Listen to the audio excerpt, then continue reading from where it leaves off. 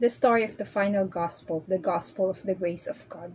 These notes on the final gospel have to do with new and different people, people who were not found anywhere in the scriptures until the Father was ready to set aside Israel.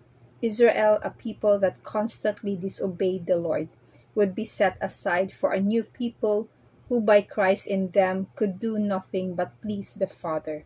This would be a new and adventurous program for the Father because for him to get such a people, they would have to be rebirthed. 2 Corinthians chapter 5 verse 17. Israel was never birthed by God.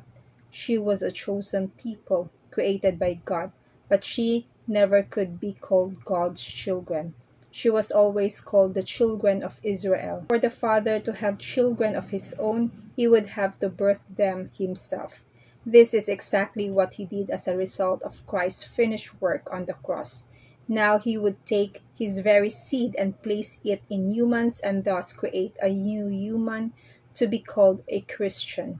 The seed was Christ, which would bring about a different gospel from any previously given in the Bible. To get a different gospel birthed by God, there would be of necessity a different plan and a different gospel. This would be highly confusing to people who thought that there was only one message or one gospel in the Bible. To make sure that people would understand this gospel, the gospel having to do only with rebirth people required a different message. The final gospel, or the gospel of the grace of God, tells the story of this new and awesome thing God was doing in birthing his own children. Ironically, the Father did not feel he would use any existing believers to carry out this mission of the final gospel. He would not raise up anyone from the dead, as he is well capable of doing, and he would not use any of the disciples of Christ because they were trained for a different purpose and plan. What he did was so different from anything he had ever done before that the doing of it literally blows a Bible believer's mind. He would choose a man who was totally set against his program, a man who was attempting to destroy the work and ministry of Jesus of Nazareth, a man that probably had never met Jesus, a man whose entire interest was to be something within himself, a bragging, egotistical man, a man who needed the grace of God more than any man alive. That man was Paul, first known as Saul of Tarsus.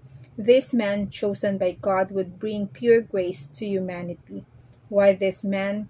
If there was to be a new program in action, God felt he needed a new man to deliver its message, just as God chose a man, Moses, to bring the law. If grace was to be the theme of the new plan, then there would have to be a new gospel. The new gospel was to be called by the Apostle Paul, my gospel, Romans chapter 2, verse 16, 16 verse 25, and 2 Timothy chapter 2, verse 8. It would be the most thrilling that God had ever done, but to bring it about, he would have to kill his own son. To God be the glory. God bless you.